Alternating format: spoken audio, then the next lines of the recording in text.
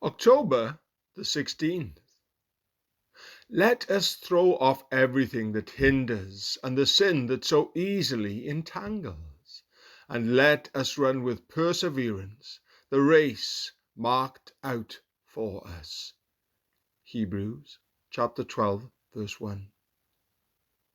There are certain things that are not sins themselves, but that tend to weigh us down or become distractions and stumbling blocks to our Christian growth.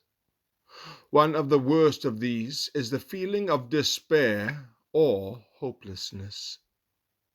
A heavy heart is indeed a weight that will surely drag us down in our holiness and usefulness.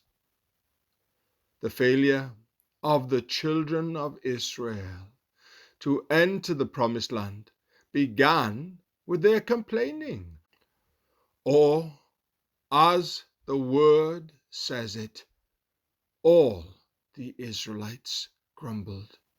Numbers chapter 14, verse 2.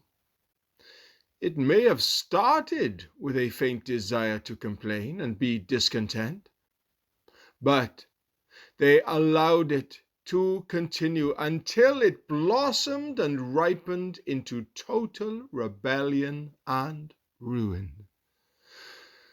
We should never give ourselves the freedom to doubt God or His eternal love and faithfulness toward us in everything. We can be determined to set our own will against doubt, just as we do against any other sin.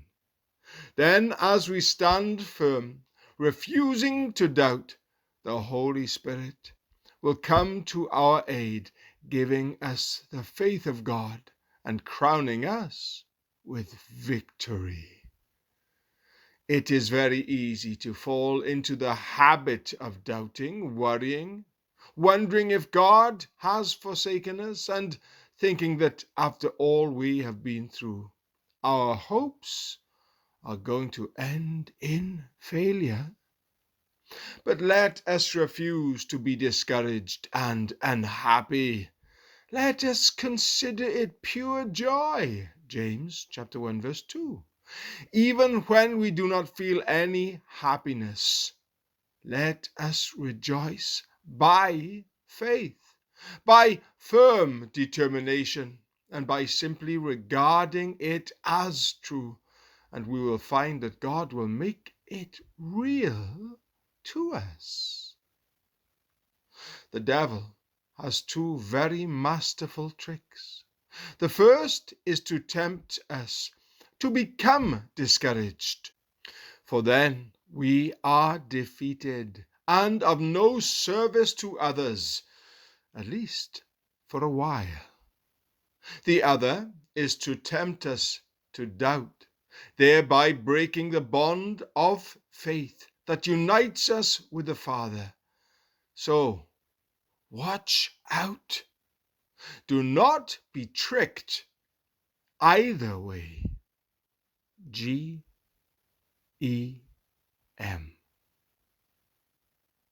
I like to cultivate the spirit of happiness. It retunes my soul and keeps it so perfectly in tune that Satan is afraid to touch it. The chords of my soul become so vibrant and full of heavenly electricity that he takes his fiendish fingers from me and goes somewhere else. Satan is always wary of interfering with me when my heart is full of the happiness and joy of the Holy Spirit.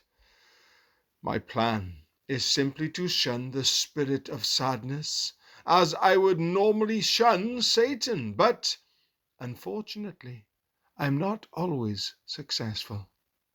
Like the devil himself, sadness confronts me when I am on the highway of usefulness, and it stays face to face with me until my poor soul turns blue and sad. In fact, sadness discolors everything around me and produces a mental paralysis. nothing has any appeal to me. Future prospects seem clouded in darkness, and my soul loses all its aspirations and power. An elderly believer once said, "Cheerfulness in our faith causes any act of service to be performed with delight, and we are never moved ahead as swiftly in our spiritual calling as when we are carried on the wings of happiness." Sadness, however, clips those wings, or, using another analogy, causes the wheels to fall off our chariot of service. Our chariot then becomes like those of the Egyptians at the Red Sea, dragging heavily on its axle and slowing our progress.